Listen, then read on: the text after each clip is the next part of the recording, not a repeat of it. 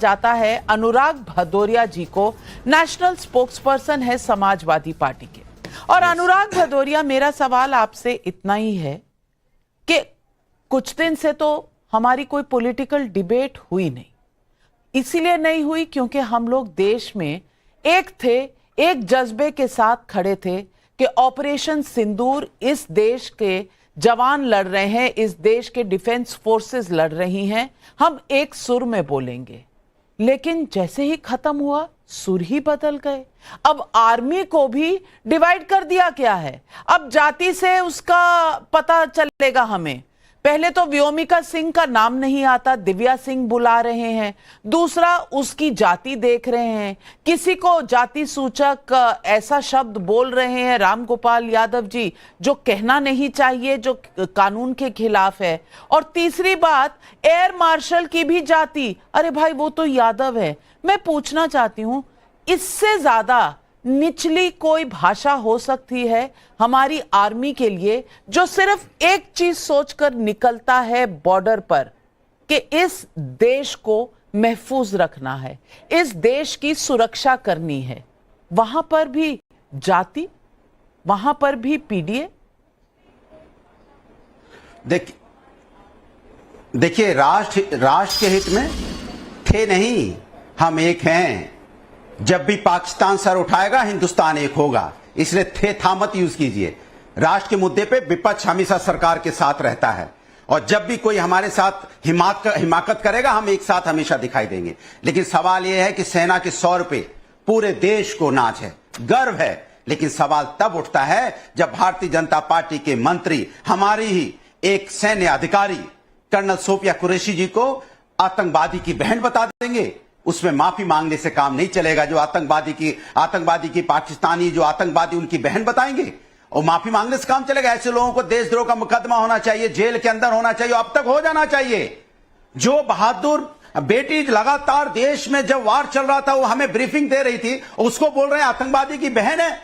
यही क्षमता नहीं है। दूसरे इनके विजय सिन्हा जी हैं, उप मुख्यमंत्री हैं बिहार के। वहां पे एक सपूत बिहार का शहीद हो जाता है, मैं नाम नहीं बोल रहा हूं, इम्तियाज शहीद हो जाता है। इन्हें पता ही नहीं है, कहते मुझे पता ही नहीं चला वो कब शहीद हो गया, तो मैं इसलिए पहुंच नहीं पाया। सोचो आप। तीसरे इनके राजस्थान में एक बाल मुकुंदचार्य जी हैं, एक एमएलए, जो तिरंगा यात्रा तो निकालते हैं लेकिन तिरंगा से मुंह पूछते हैं। सोचिए आप, ऐसे इनके एमएलए हैं। दूसरे इनके एक और हैं महानुभाव बलिया में, जो अश्लील डांस कर रहे हैं इस समय। तो ऐसे ऐसे भारतीय जनता पार्टी के नेता हैं जो हमारे देश के अंदर में बाहर की ताकतों से तो हम लड़ रहे हैं, बट ये जो हमारे यहां जयचंद बैठे हैं, इनसे कैसे लड़ा जाए, जरा बताइए तो आप। ये तीसरा सुनिए, मैं इनसे पूछना चाहता हूं। एक हमारी हिमांशी नरवाल, उनके पति शहीद हुए जब 26 लोगों की मौत हुई, उन्होंने देश की एकता की बात की, देश की एकता की बात की। पूरा ट्रोलर उसके पीछे पड़ गए सोशल मीडिया पे। क्या उसमें से किसी की अरेस्टिंग हुई? क्यों नहीं रोका गया? क्यों नहीं सरकार ने कार्रवाई की? वैसे सरकार के मंत्री के खिलाफ या नेता के खिलाफ अभी कुछ कह देंगे तो तुरंत ट्रोलर पकड़ लिया जाएगा, जेल में चला जाएगा। और बहादुर बेटी के बारे में अनाप शनाप बोला गया, कभी कोई कार्रवाई नहीं हुई। होनी चाहिए थी, नहीं होनी सारी बातें आपकी सर आंखों पर अनुराग भदौरिया जी, मैं हर एक बात से सहमत हूं। आपने जितने सवाल उठाए, मैं सबसे सहमत हूं, 100% सहमत हूं कि जिस तरह की भाषा एमएलए मिनिस्टर्स ने इस्तेमाल की है, ये नहीं होनी चाहिए और मैं इन्हें कंडेम भी करती हूं। लेकिन राम गोपाल यादव जी ने जो कहा, बस उसी सवाल को आप गोल कर गए, बोला नहीं कुछ आपने उस पे, यानी कि आपके पास उसका कोई बचाव नहीं है। प्रहार है बीजेपी पे और वो होने चाहिए, लेकिन राम गोपाल यादव के स्टेटमेंट पर आपने एक भी जवाब नहीं दिया। अब देर हो गई। शहजाद पूनावाला जी, जवाब दीजिए। सवाल अनुराग भदौरिया ने जो उठाए हैं वो भी, और राम गोपाल यादव ने क्या कहा और क्यों कहा वो भी। सबसे पहले देखिए, आजकल हम न्यू नॉर्मल की बात कर रहे हैं तो एक न्यू नॉर्मल को हम भी स्थापित करते हैं। जो बयान मध्य प्रदेश के मंत्री का आया वो निंदनीय है, खंडनीय है। न केवल हम पार्टी के रूप में उसको खारिज करते हैं, उनके ऊपर पार्टी की दृष्टि से और कानूनी दृष्टि से कार्रवाई भी होनी चाहिए। No if no but. पर अब मैं पूछना चाहता हूं, वो कहते हैं ना, जाति न पूछो साधु की, पूछ लीजिए ज्ञान। वैसे कहते हैं जाति न पूछो सैनिक की, केवल पूछ लीजिए उनका कितना है बलवान।